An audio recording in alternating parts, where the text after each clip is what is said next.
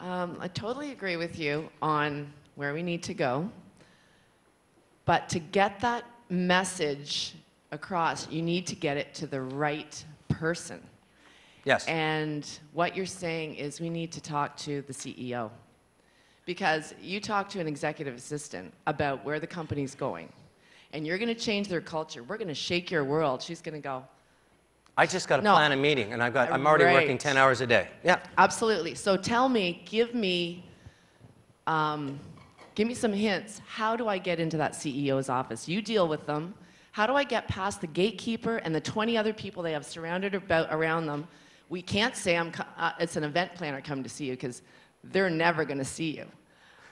So how do we get in there without really lying and get in their door and say, let's make a change for your company? First of all, the barriers are not in the sky. They're in your head, your heart, and your hands. First of all. Okay. Second of all, is how many of you have long-term clients?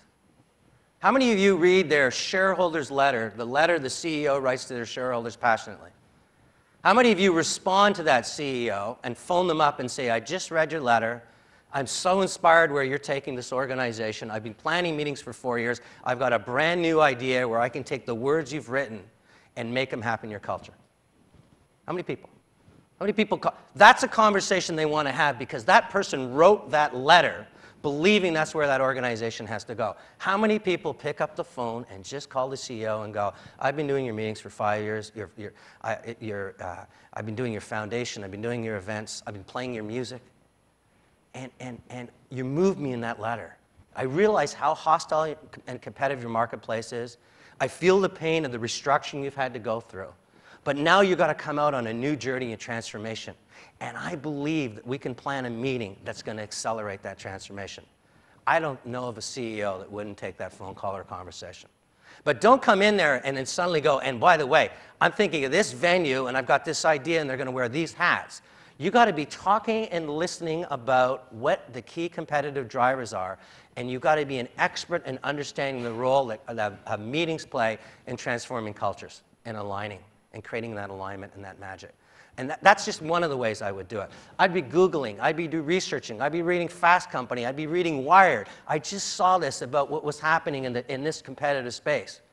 And that's the kind of conversations people want to have. They don't want to have conversations about how many years of being a meeting planner, or the fact that you've just refurbished your hotel, or the fact that you can do whale watching. They want to hear about the experiences that you can bring together that can change their business to doing business.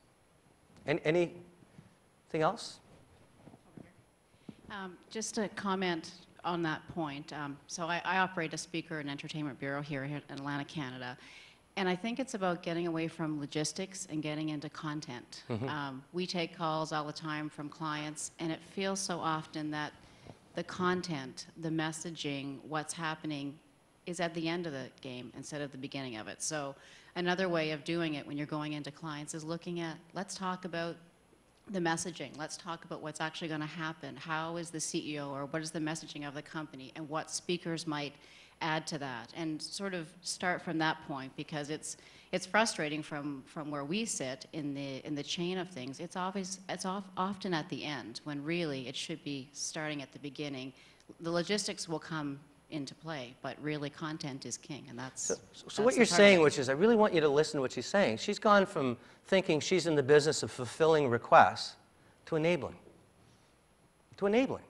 And the interesting thing that I would be if I was in the speaker bureau business is, as you get these key messages and you see the anxiety and tension and angst in the marketplace and how fast I have to transform, your ability to say, I know where you're going, I've read what you're doing, and I have the perfect content to help you get there.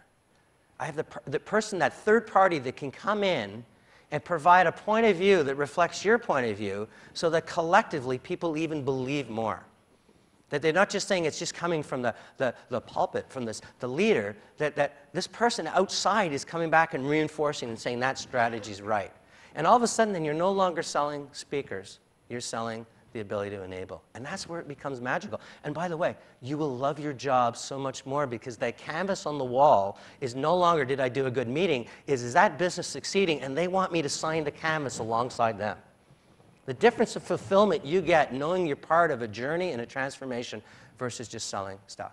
And I know there'll be skeptics in the room, and because it's so natural, they go, how can I possibly get to that level of conversation? But I can tell you, what got you to where you are today will not get you where you need to go tomorrow. If you don't change that conversation to what you're talking about, to enabling, what's the role? You're in the content business. If I'm in the DJ and music business, how does music transform spirit? What's the role? How do I play it? How do I program it? Because I want you to have an awards show that's not just about people dancing. I want to have people believing, seeing that they're going to be up there next year, being part of the leaders of the organization. Every one of you has a role to play in enabling. And meeting planners, your job is the conductor of the orchestra. And your instruments aren't just the event, it is the bow tie. What happens beforehand, what happens at the event, and what happens afterwards is all part of what you're talking about. It's about taking an organization from here to there. Any other? Yes? Just a quick comment and quick question. First of all, I'm paired up with Gail this week. She's my mentor and very grateful to have had that experience. Tons of wisdom and learned a lot from her already. For Gail. By the way, you're a much hotter Shirley Jones, but I shouldn't be saying that. Okay, go ahead. And hotter Aubrey Hepburn we were talking about last night. Okay, sorry. And also a quick question. I'm probably the least experienced in the room as far as event planners go, and I'm trying to keep my eye on trends and finger on the pulse of what's happening to the industry and try to find a niche for when I do go out on my own. And I'm just wondering, do you have any visions as to, based on your experience, 10 years down the road, 20 years down the road, industries or missing pieces of the industry that you think are going to transform over time, things that are not being met in the industry, needs that are not being met? Yeah, I mean, if I was targeting industries, the low-hanging fruit for me would be, we have an aging population, so it would be healthcare and experiences that as people move on in life, they're much more interested in the experiences that I can garner now versus material goods. So I would be, from a demographic point of view. And if I was also looking at the business, I'm going, where will margin be generated going forward versus commoditization?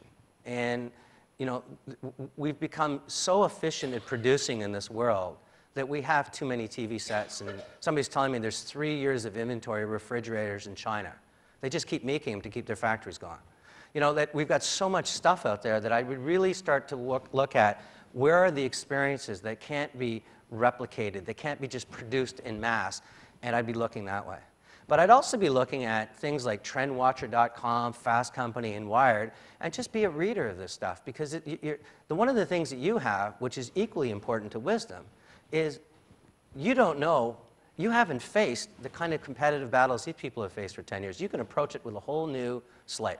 You can come at it completely different because you haven't got the barriers to your mind locked in. So that's exciting for you as well. And that's what I always tell the young people in my organization is that this is like, can you imagine being an engineer when electricity was suddenly created? One day somebody comes in and goes, I can create something that will toast bread. I can create something that will dry hair. And it must have been 10,000 ideas. That's where we are in communications. And young people are coming in going, we can do anything. And the people that have been around for 10 or 15 years are the ones that are most resistant to change. So it's an interesting dichotomy and polarity. So the fact that you two guys are together is wonderful. And we should do more of that mentorship in the country because I think you could learn from each other. Anything else before I let you guys have a coffee break? Listen, I want you guys to do me one favor. I want you to stand for a second, and I want you to applaud each other because I can tell you that what you do every day is so wonderful. So ladies and gentlemen, to the meeting planners and venues.